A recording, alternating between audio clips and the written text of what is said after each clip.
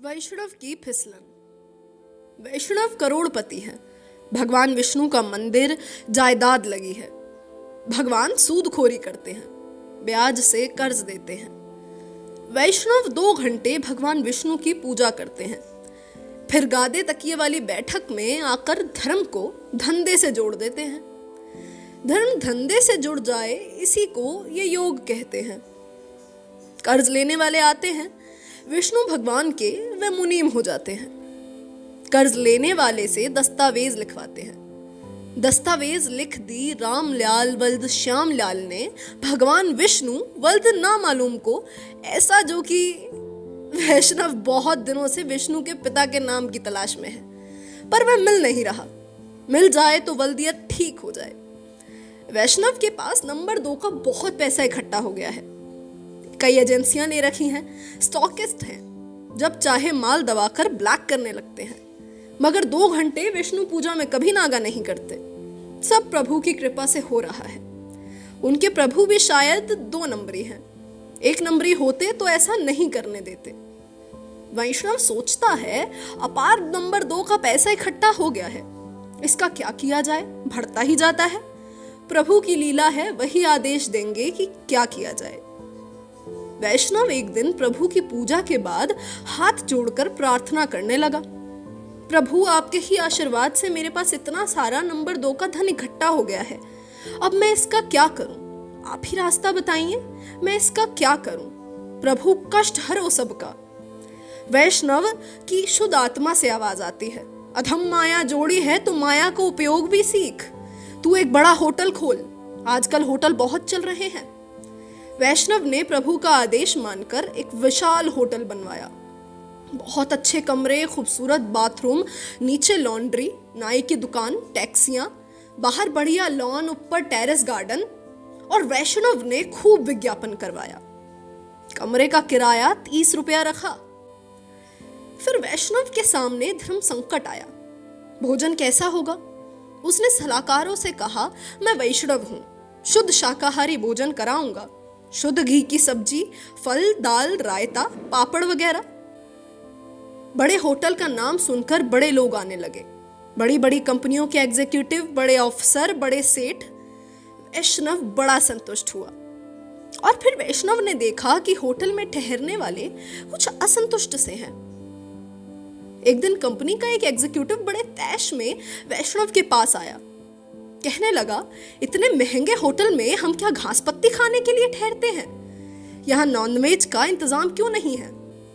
वैष्णव ने जवाब दिया, मैं तो वैष्णव हूँ, मैं गोश्त का इंतजाम अपने होटल में कैसे कर सकता हूँ? उस आदमी ने कहा, वैष्णव हो तो ढाबा खोलो, आधुनिक होटल क्यों खोलते हो? तुम्हारे यहाँ कोई नहीं ठहरेगा। वैष्णव ने कहा, यह धर्म संकट की बात है, मैं प्रभु से पूछूंगा। उस आदमी ने कहा, हम भी बिजनेस में हैं, हम कोई धर्मात्मा नहीं है, ना आप ना ही मैं। वैष्णव ने कहा, पर मुझे तो ये सब प्रभु ने दिया है, मैं वैष्णव धर्म के प्रतिकूल कैसे जा सकता हूं? मैं प्रभु के सामने नतमस्तक होकर उनका आदेश लूंगा। दूसरे दिन वैष्णव साष्टांग विष्णु के सामने लेट गया।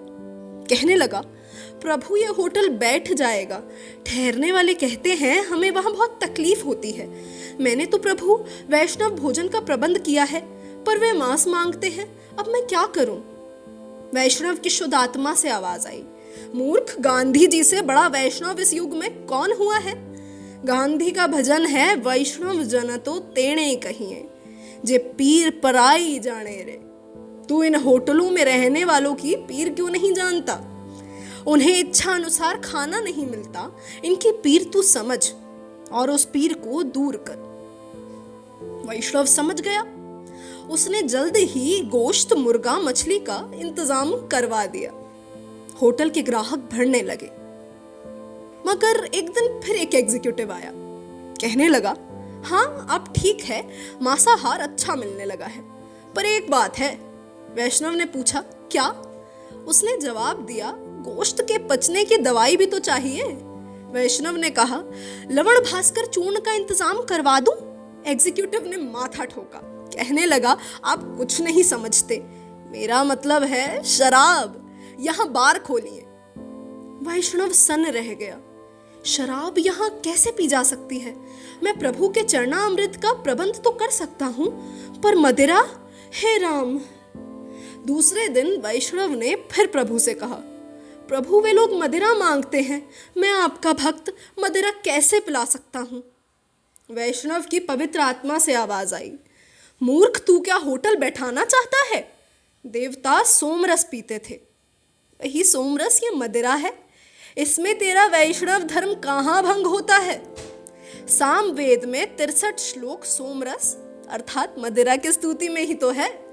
तुझे धर्म की समझ है भी या नहीं? वैष्णव समझ गया। उसने होटल में बार खोल दिया। अब होटल और ठाठ से चलने लगा। वैष्णव बहुत खुश था। फिर एक दिन एक आदमी आया, कहने लगा, अब होटल ठीक है, शराब भी है, गोश्त भी है, मगर मरा हुआ गोश्त है, हमें जिंदा गोश्त भी चाहिए।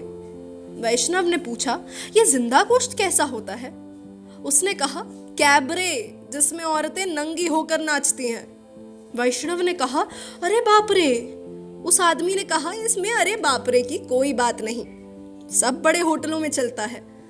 ये शुरू कर दो तो कमरों का किराया बढ़ा सकते हो। वैष्णव ने कहा, मैं कट्टर वैष्णव हूं, मैं प्रभु से पूछूंगा। दूसरे दिन फिर वैष्णव प्रभु के चरणों में था। कहने लगा, प्रभु वे लोग कहते हैं कि होटल में नाच होना चाहिए, आधा नंगा या पूरा नंगा। वैष्णव की शुद्ध आत्मा से आवाज आई, मूर्ख, कृष्ण अवतार में मैंने गोपियों को नचाया था, चीर हरण तक किया था, तुझे क्या संकोच है? प्रभु की आज्ञा से वैष्णव ने कैबरे भी चालू करवा दिया। अब कमरे भरे रहते थे, शराब, गोश्त और कैबरे। वैष्णव बहुत खुश था। प्रभु की कृपा से होटल भरा भरा रहता था। कुछ दिनों बाद एक ग्राहक ने बेरे से कहा, इधर कुछ और भी माल मिलता है क्या? बेरे ने पूछा, और क्या साहेब? ग्राहक ने कहा, अरे यही मन बहलाने को कुछ कोई ऊंचे किस्म का माल हो तो दिखाना जरा।